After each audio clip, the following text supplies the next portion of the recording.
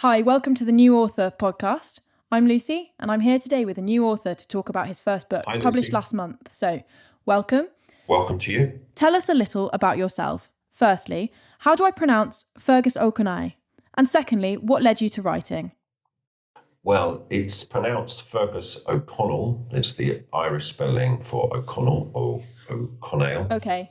And what led me to writing? Well, I think I've always been quite creative. I've been involved in various creative activities. So yes, writing's just an extension of that.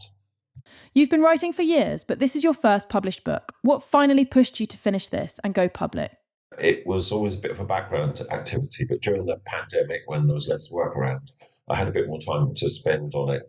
And then it was really when we moved that I had the opportunity to finish the book. And the publishing now, it's a lot easier with Amazon Kindle and Google Play Books to actually get a self-published author to get them out into the wide world. So the e-publishing methods are a lot easier now. So that's when I decided to finish it and get it out there. Just giving a bit more detail, can you describe where you live now and how your Irish roots still shape your perspective and your storytelling?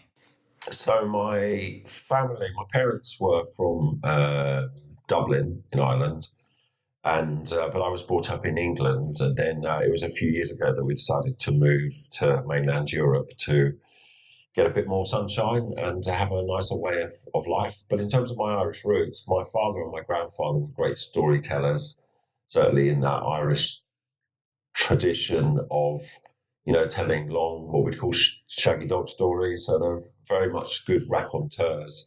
So maybe there's a little bit of an influence there. My father was very into Irish literature, Joyce, etc.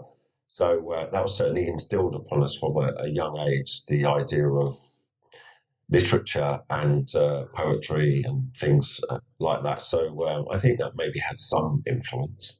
So why Robbie Williams? Are you a super fan? No, I wouldn't say I'm a super fan of Robbie Williams, although I found his story very interesting. I was in a band when I was a teenager, so the idea of being in a band, and then he became very successful, and then, the falling out, and then the slide into drink, drugs, and then the kind of musical redemption of his solo career, which went amazingly well, but obviously still wasn't that happy in himself. Anything you found especially moving or surprising while researching?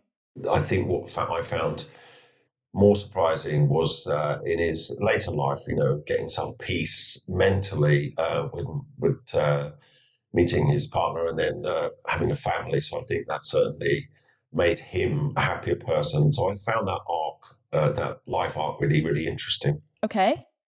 Your book is described as both deeply personal and music focused. How did you balance biography with your own passion for music?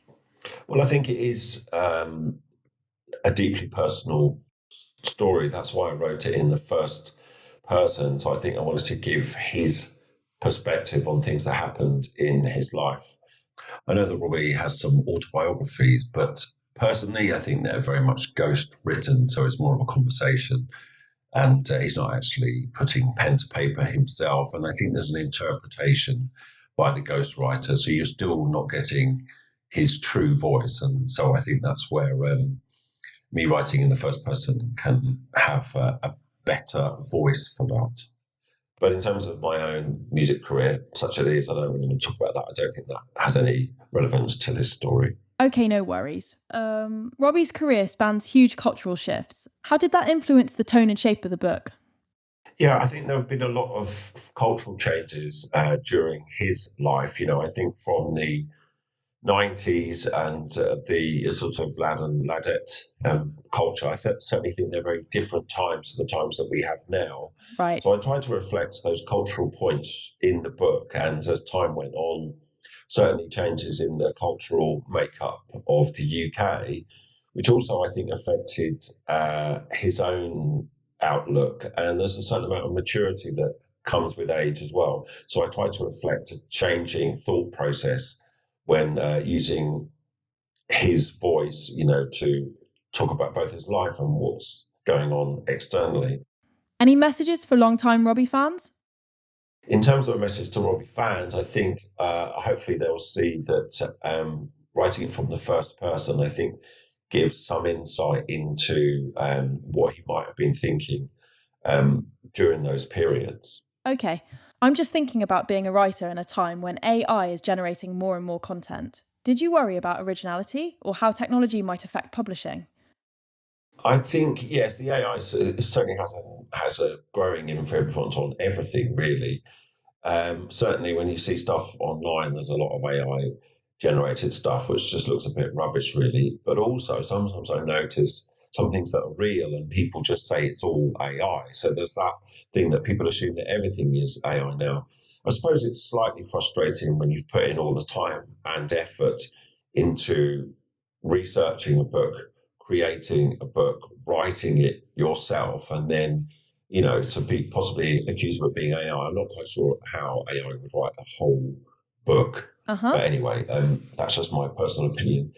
Also, did you also worry about readers or critics assuming a book was AI assisted when it wasn't? Does that frustrate you? But it certainly has an influence. I mean, if you're doing some Google search where you're looking for some facts and figures, so Google will come back with its AI response. So is that using AI for your book? I'm not sure. The other thing is when you're checking your spelling or your grammar, they call them AI tools now, which are helping you, but really it used to just be called a spell checker or a grammar checker. So I'm not quite sure whether that's really AI.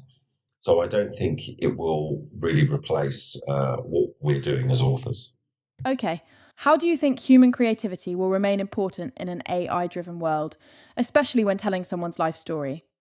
Yes, I do think human creativity is going to remain vitally important. I don't think that AI is going to be able to replace writing novels or writing books about people. I think that that's a certain skill because you need to get under the skin of what someone emotionally or the emotions involved in writing a book. Uh-huh. And there are nuances in that. For example, just being brought up in the UK and at that time, you'll have that will affect your mentality, and you need to be able to put that across in a book. And I don't think that AI, with some American voice and very glib statements, is going to be able to represent the true voice of someone at all. I think that's going to be almost impossible, and I think it should be easy to see the difference between something that is AI